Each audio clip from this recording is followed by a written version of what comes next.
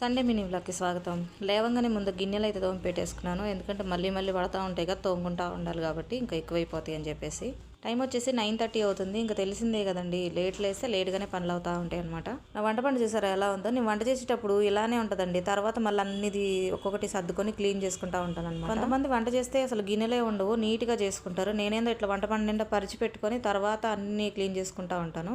రాత్రి మ్యాచ్ చూసుకుంటే తినొచ్చు కదా అని చెప్పేసి క్యారెట్ హల్వా అయితే చేసుకున్నాను అనమాట. ఐపీఎల్ స్టార్ట్ అయింది కదా, కానీ రాత్రి తినలేదు. చేసినప్పుడు తినాలంటే నాకు ఎందుకు తినబుద్ధి కాదు. నెక్స్ట్ డేకి నాకు తినాలని. చిన్నప్పటి నుంచి ఉన్న అలవాటు ఏంటంటే నైట్ ఏమన్నా ఉంటే ఏమన్నా తెచ్చుకున్నాం అనుకోండి, అవి రేపు పొద్దున్న మొహం కడుక్కొని వెంటనే తింటాం అలవాటు అనమాట. ఈవెన్ బజ్జీలు బోండాలు ఇంకా దోశలు కూడా చిన్నప్పుడు దాపెట్టుకొని రేపు పొద్దున్నకి తినేదాని అనమాట. నాకు ఎందుకు అట్లా ఇష్టము.